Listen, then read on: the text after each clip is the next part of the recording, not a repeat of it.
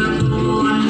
ที่ผ่านพาย้อนย้อนแสนสะอ่อนหินน้ำแดงมาขอพรซอยสำแดงเยี่ยมยังกันกระผมมันโตมัน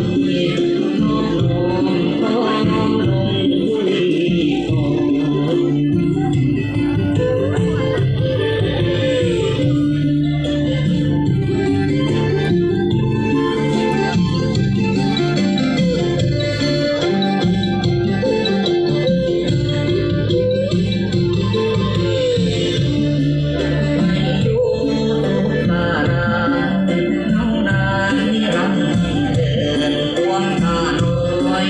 สันเสริญเทิดทูน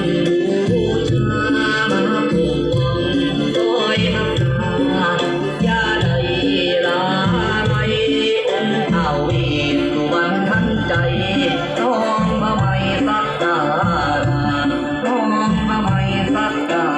ระ